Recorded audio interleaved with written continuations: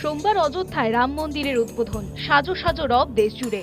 ওই দিনই রাজ্যের সংহতি মিছিলের ঘোষণা করেছেন তৃণমূল কংগ্রেস নেত্রী মমতা বন্দ্যোপাধ্যায়।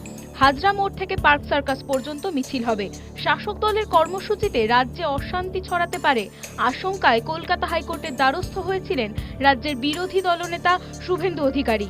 আবেদন জানিয়েছিলেন কেন্দ্রীয় বাহিনী মোতায়েনের। বৃহস্পতিবার প্রধান বিচারপতির ডিভিশন বেঞ্চ মামলা খারিজ করে দেয়। আদালত জানিয়ে দেয় সকাল 11টা থেকে বিকেল 5টা পর্যন্ত মিছিল অনুষ্ঠিত হবে। পাশাপাশি কেন্দ্রীয় বাহিনী মোতায়েনের আর্জিও নাকচ করে দেওয়া হয়। ডিভিশন বেঞ্চ জানায় এই মুহূর্তে কেন্দ্রীয় বাহিনী মোতায়েনের প্রয়োজন নেই। হাজরা মোড় থেকে পার্ক সার্কাস পর্যন্ত নিরাপত্তা দেখবে কলকাতা পুলিশ। সেই সঙ্গে আদালত গাইডলাইন বেঁধে দিয়েছে, জানিয়েছে সংহতি মিছিল থেকে উস্কানিমূলক বক্তব্য রাখা যাবে না। শান্তি শৃঙ্খলা বজায় রেখে কর্মসূচি পালন করতে হবে। দেখতে হবে সাধারণ মানুষের যেন কোনো অসুবিধা না হয়। এরই মধ্যে রাম মন্দির উদ্বোধনের দিন রাজ্যে আইন শৃঙ্খলা রক্ষায় কী পদক্ষেপ, বিস্তারিত রিপোর্ট চাইলেন রাজ্যপাল সিবি আনন্দ বোস। রাজভবন সূত্রে খবর, মুখ্য সচিব বিপি গোপালিকাকে একটি চিঠি দিয়েছেন রাজ্যপাল। জানতে চেয়েছেন 22শে বাংলার আইন শৃঙ্খলা রক্ষায় কি পদক্ষেপ নেওয়া হয়েছে, জেলাওয়ারি কি পদক্ষেপ নেওয়া হয়েছে, কোন কোন জায়গায় কত বাহিনী মোতায়েন। বিস্তারিত রিপোর্ট চেয়েছেন রাজ্যপাল বোস।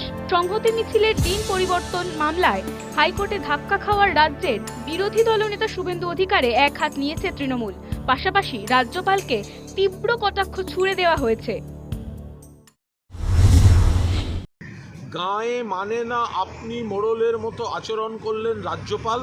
কারণ যেখানে কোর্ট তারা সম্পূর্ণভাবে এই মহামিছিলের সংহতি মহামিছিলের পারমিশন দিচ্ছেন, কেন্দ্রীয় বাহিনী লাগবে না, রাজ্য পুলিশ প্রশাসন দেখবেন, রাজ্যপাল ডাকপিয়নের ভূমিকা পালন করছেন। বিজেপি যেটা চাইছে সেই চিঠিটা পাঠাচ্ছেন, নিজেকে পোস্টম্যানে পরিণত করেছেন রাজ্যপাল।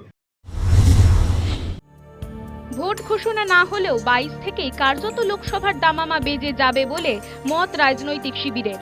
রাম মন্দির বনাম সংহতি মিছিলের আবহে লোকসভা নির্বাচনে বিজেপি না তৃণমূল বেশি ফায়দা তোলে সেটাই দেখার।